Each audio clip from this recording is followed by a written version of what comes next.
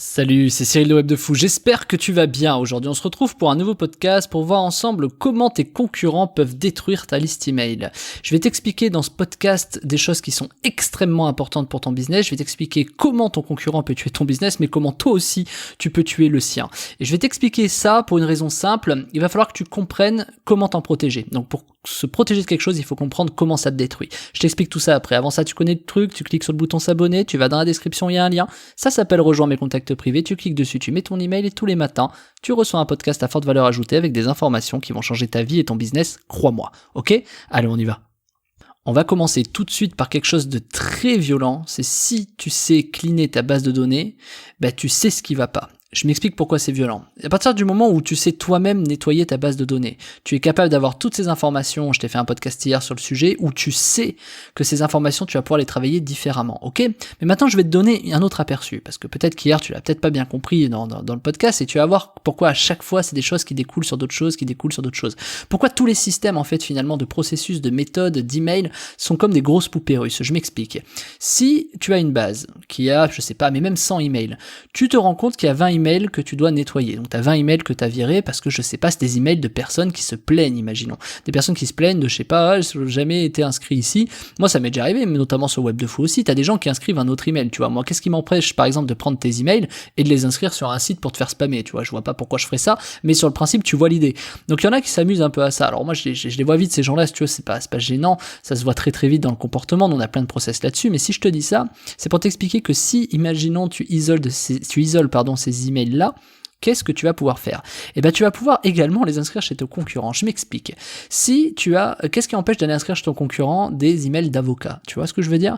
Donc, imagine ton concurrent inscrit dans ta base mail des emails d'avocats. Tu vois, toi, tu vas spammer, en fait, des emails d'avocats qui n'ont jamais demandé à avoir, justement, des emails de ta part, tu vois. Mais toi, malheureusement, tu peux pas faire grand-chose puisque, tu te dis naïvement que, les avocats, enfin, si le mec s'inscrit, c'est qu'il a forcément envie de s'inscrire, tu vois. Mais non, peut-être pas, tu vois.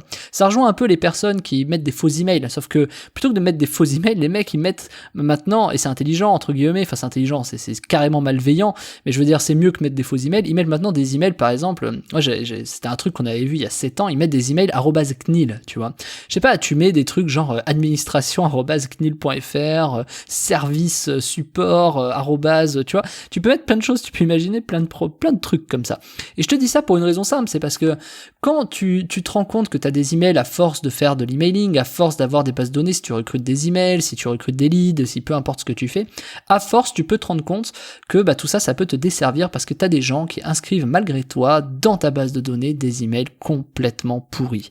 Et ces emails complètement pourris, si toi on les inscrit chez toi, tu peux avoir ce côté œil pour œil, dent pour dent, de les réinscrire chez tes concurrents. Ce qui clairement n'est pas à faire, moi ça n'a jamais, tu sais, moi je crois beaucoup au karma, etc. Donc moi je crois pas que faire le mal autour de toi c'est pertinent, tu vois, donc moi je te déconseille de faire ça.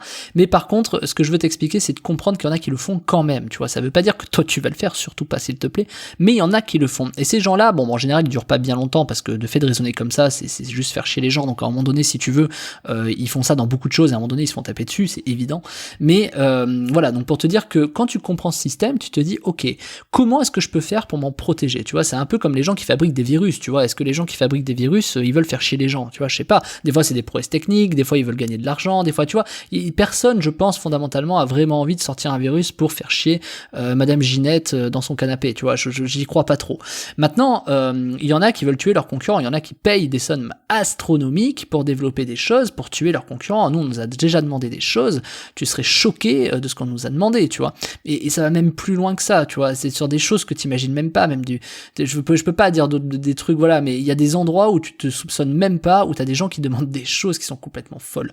Et donc c'est pour te dire que ouais, à partir du moment où tu as le pouvoir comme ça d'avoir une donnée qui te dit lui il est bon, lui il est pas bon, ce qui est pas bon, qu'est-ce que tu peux en faire ? Tu peux soit en créer un service pour protéger les gens, soit en créer un service pour nuire aux gens. Finalement c'est toujours pareil, c'est comme la bombe nucléaire, c'est comme tout ce que tu veux. Donc c'est toujours ce choix-là, et c'est ce que que je vais t'expliquer. C'est que finalement, quand tu penses à quelque chose, il y a toujours deux options derrière même, et chaque option entraîne deux autres options. Donc en fait, la question c'est de savoir quel chemin tu prends dans ces options pour créer le produit qui te ressemble. Et c'est pour ça que le vrai problème aujourd'hui sur Internet, c'est pas tellement de faire de l'argent, c'est de choisir un chemin et un process qui te ressemble et qui te permet de faire de l'argent de manière, on va dire, éthique, authentique. Je déteste ces mots parce qu'aujourd'hui les marketeurs les emploient de manière vraiment débile, mais c'est vraiment quelque chose qui te ressemble en tout cas, tu vois, qui correspond à tes valeurs.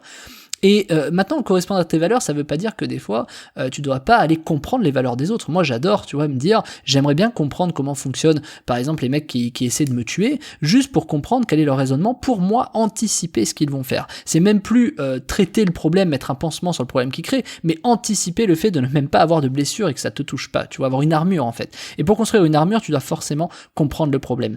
Et donc, comprendre le problème, ça commence déjà par nettoyer ta base. Et donc, tu vois, ce genre de truc, par exemple, @CNIL, je suis sûr que t'as jamais pensé à te dire, bah tiens, et si jamais j'enlevais les @CNIL, tu vois, ou si je filtrais un système qui disait que dans mon ciblage, j'enlève toutes les @CNIL qui vont rentrer. Mais c'est valable aussi, par exemple, pour les avocats, tu vois, il y a beaucoup de choses comme ça que tu peux faire. Mais ça, c'est juste un petit tips qui est lambda, que tu peux trouver n'importe où pour t'expliquer à quel point une méthode comme ça peut être puissante, tant dévastatrice que hyper protectrice, tu vois. Ça va dépendre de ce que toi tu vas en faire. Encore faut-il avoir l'esprit pour aller penser ça, parce qu'au début de ce podcast, tu pensais probablement pas comment nuire de cette façon-là, tu vois. Mais c'est justement important que tu le saches pour que tu puisses toi également t'en protéger. J'arrête pas de le redire depuis 6 minutes, c'est vraiment pour ça. Donc du coup, à partir de ce moment-là, tu peux tout simplement réussir à créer une sorte de base de données en fait, de personnes, d'emails, de ce que tu veux, même d'arrobas quelque chose, tu vois, c'est même pas forcément un email, ça peut être de domaine, de nom de domaine. Tu peux créer une base de données de nom de domaine qui te protège, qui protège tes clients peut-être, ou tes fournisseurs également. T'imagines, tu peux vendre ça un peu à tout le monde en fait derrière. Donc c'est un système qui permet vraiment de protéger les gens. Et ça, c'est juste une partie de la méthode, et c'est juste du bon sens que je te dis. Tu vois, quand par exemple tu as des gens, je sais pas, tu sais, par exemple sur Gmail, tu le sais peut-être pas, je te donne une autre astuce. Sur Gmail, tous les caractères qui ont moins de 5 caractères, c'est pas considéré comme des adresses. Et c'est par exemple de tester l'adresse marie@gmail.com. Tu vas te rendre compte que cette adresse n'existe pas et ne peut jamais exister. Parce que, en fait, c'est assez logique, mais écoute bien cette logique que je vais te dire. Quand tu crées une adresse @gmail, essaie de créer une adresse @gmail où il n'y a que 3 caractères ou 4 caractères. Tu verras que c'est impossible. Donc, la déduction veut donc dire que si tu as des Gmail chez toi qui rentrent avec moins de 5 caractères, ce serait quand même dommage de les shooter puisqu'elles n'existent pas. Donc, tu vois, il y a plein de choses comme ça et c'est plein de petits tips comme ça qui sont hyper importants à comprendre, qui vont permettre de nettoyer ta liste et ta base de données. Et ça, c'est justement ce que je t'explique dans la formation de la semaine qui s'appelle Email Washing, une base de données email propre. T'as vu, j'ai un super accent anglais. Attends, je vais te le refaire parce que j'aime bien, je me fais un délire. Attends, email washing, une base de données email propre, tu vois. Et donc du coup, c'est vraiment la formation de la semaine qui va te permettre de construire pour toi une base de données vraiment clean, quelque chose de vraiment propre, qui va te débarrasser de toutes les merdes en fait de ta base de données. Mais en fait, c'est pas juste que ça va t'en débarrasser, c'est que tu vas apprendre les systèmes pour te débarrasser de ça. Tu vois, là, je viens de te donner un petit tip sur Gmail, mais il y en a tellement d'autres. Donc du coup, c'est pour te dire que il y a énormément de sujets comme ça que même toi tu fais pas gaffe aujourd'hui. C'est sûr que t'as jamais fait gaffe à ce que je viens de te dire. Et donc du coup, il y a énormément de sujets comme ça où tu vas pouvoir isoler. Et même ce que tu vas apprendre là, tu vas peut-être même pouvoir le revendre, le créer en tant que service, tu vois. C'est énorme ce que tu peux faire avec un truc comme ça, ou tout simplement le revendre à des gens malveillants pour leur expliquer le système, tu vois. Alors évidemment, tu feras pas ça s'il te plaît, et j'y verrai personnellement si t'es client chez moi, mais c'est pour te dire que bien sûr, t'as énormément de choses à apprendre sur un sujet comme ça et énormément d'argent à faire. Et je t'explique vraiment comment créer ton propre système pour nettoyer par toi-même tes listes, ta base de données. Voilà. Je te laisse cliquer sur le lien dans la description, ça s'appelle Email Washing, une base de données email propre. Je te laisse cliquer sur la formation, je te retrouve de l'autre côté, je te dis à tout de suite.